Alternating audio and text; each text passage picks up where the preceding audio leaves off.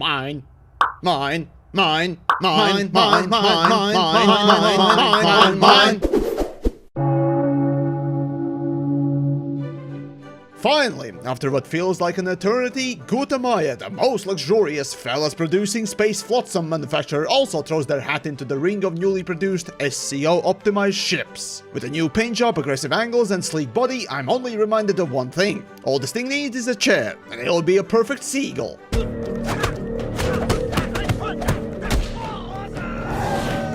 But no, seriously, coming at an eye-wateringly near 80 million credits, this medium ship, beating Type 9 in the price but not weight, better have the utmost class and pampering for the royalty that would fly it. Wait, it comes with what? And without what? Okay, before delving into the insides like a sliced up pack mule in a massive blizzard to avoid frostbite, from outside it's hard to even recognize Gutamaya in modern age, to a point that you wonder if this is even a Gutamaya ship. Courier, soft pontoons. Clipper, soft pontoons. Cutter, soft pontoons. Spiegel, soft pontoons. But Corsair? Edgy, sharp pontoons! Not only that, but for 80 million credits, cost of 4 clippers, Gutamaya could not afford proper blue-colored LEDs for trim parts anymore. Did they blew all their money in cocaine while designing this ship or what? Probably, because even the bright white paint is no longer right. Gutamaya, remember, if it ain't white, it ain't right. So what's next? An incomprehensibly stupid promotional well, at least the microthrusters are a new interesting feature. However, that look is only skin deep, as you soon realize. Yeah, there's a familiar stink in the air, a stench that we're all familiar with, a snaky excrement we're also accustomed to. Now taking a look inside, hold on a second, is this yet another new age ship with a copy-pasted cockpit?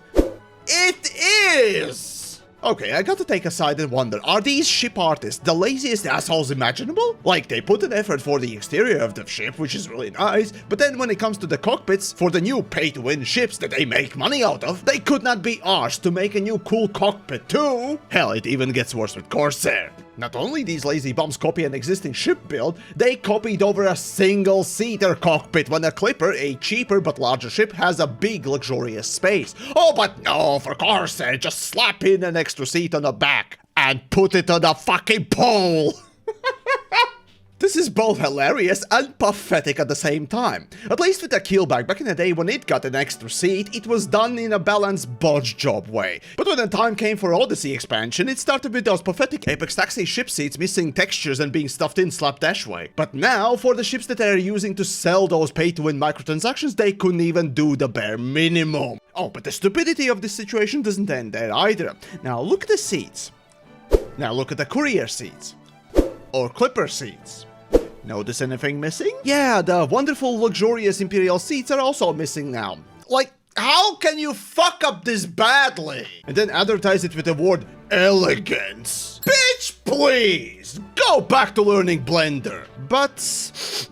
oh god, the snake smell is getting worse. Alright then, let's peel off that skin then. Yep. That's what I thought. Underneath the pale eggshell panels glued on by industrial-grade Imperial slave seamen, we find a Python. Yeah, what? Why? How? What? Yep, even a quick look inside reveals Corsair's true nature. It's built by Space Indian children. Yeah, it looks like copyright infringement apparently doesn't exist in space, because learning from DeLacy, who also took Zorgan's Furry Lance and blatantly ripped it off for Python 2, Gutamaya decided to rip off DeLacy's Python 1 now. Difference is, Zorgan is a subsidiary of DeLacy, Gutamaya is not. So gather around, Indian slave children, for the ultimate British incestuous circle jerk. Oh wait, no, not that one. Now, we've seen this song and dance before with the Crate 2, and yeah, it's a blatant copy of Python, but those minor changes in weight and parts still produced a ship that ended up dominating its own niche in squishing space bugs. So, what about Corsair? How its minor changes affecting your piloting? Well, first off, there are no minor changes. The stuff that Corsair gains are massive improvements. Improvements that, as long as you have a brain and not a TikTok rotten black hole, will make you scream, "What the fuck?" Now, we start with the biggest and most glaring bulge that may or may not be a massive horsecock in underpants. Corsair is the only medium ship with class 7 thrusters. Thrusters that only are used for a whole lot larger ships. Anaconda, Beluga, Fed Corvette, Type 9 and 10. So, now tell me, even visually, do any of these thrusters look like the ones Corsair have? No? Well, okay, nobody cares about the visuals matching the balance sheet anyways. So, performance-wise, this is notable because no matter what you cram into this ship, no matter how heavy you make the ship go, it will always be able to go at a limited 600 meters a second speed. It's not that the Class 7 thrusters make the ship go faster because there is some sort of a hard-coded limit, but due to the thruster minimum weight being so high, you never need to think about optimizing the build. And I wonder, why is that? But okay, maybe this is the ship's shtick. In which case, it would be a pretty cool standout feature, wouldn't it? Except, it's not the only thing. Corsair is also somehow lighter than Python, yet has more hull HP by default. Now I wonder why. Also, due to the lower mass, Corsair has slightly more shields than Python, for good measure. I wonder why. Also has one extra medium hardpoint for some reason. Oh, right. And for some reason, more internal space than Python. And best of all, the stinky cherry on top to completely violate the game balance like a little girl walking the streets of London by degenerates, this ship has no Imperial rank Navy unlock requirement. Yes, that's right, unlike all the other big Gutamaya ships exclusive as Imperial rank unlocks, Corsair, curiously, is not on the list and can be picked up by any Joe Schmo. Now I fucking wonder why! Oh, and all the hard points, of course, are in the middle now for some reason, unlike all the other Gutamaya ships. I wonder why. Oh, but TheYamiks, the new cars are better than the old ones. That's how technology progresses in real world.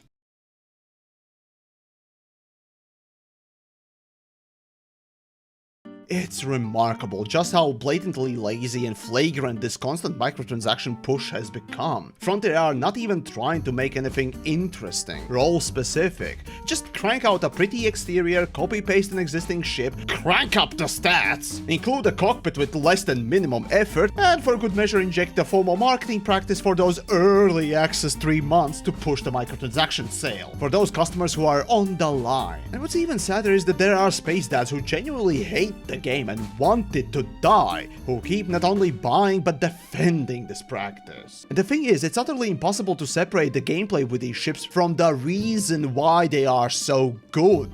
They are so good because the overpowered shit is appealing and sells. And at this point in the script, I wanted to compare how Vulture and Dolphin are the only small ships with the largest thrusters possible for them, how there has to be a price to be paid for some sort of a larger component that is exceptional, how cool it is to have limitations that breed niche roles, playstyles, or builds. But looking at the past 5 ships of the quote-unquote new pay-to-win age, all of them are the same. Borderline or hard overpowered beasts that become the only good choice to use, while rest of the ships and gameplay becomes more and more boring due to this stale bullshit. Absolutely no new gameplay or playstyles, just better gear than everything before to become that top dog, to replace, to obsolete anything else without offering anything new. In case of Corsair, the blatant and careless addition of highest class thruster that no other medium ship can use is completely shameless and thoughtless. Oh, and just to make it even more funny, this total careless balancing of slapping a new engine in resulted in the ship being broken, where with 0 pips you have better maneuverability than with 4 pips to engines at a standstill. And yes, this is a bug. The ship itself doesn't even look or follow Gutamaya designs of the past. Inside is just a copy of a Python. Did Frontier even try? Hell, they didn't even try to show it visually. Just look at how much larger by volume Python is, and yet Corsair can house bigger parts and more cargo. Where's all that supposed to go, And then to top it off with a spit in your face, Corsair has less weight, more shields, hull HP, and more weapons than Python. What exactly is this balance, What's the price the ship had to pay? Oh, only a few more credits? Well, then by that logic, why is Corvette, Cutter, Anaconda far slower, far less maneuverable? Do you see what I mean? If for some reason that wasn't already clear enough. I honestly never imagined just how bad, in just 1 year's time, the game could have been fucked up thanks to pay to win, but here we are. Less choices, less thinking, less everything. But yeah, of course, Corsair is a seagull, but who cares anymore? Seems developers don't either, so why should we?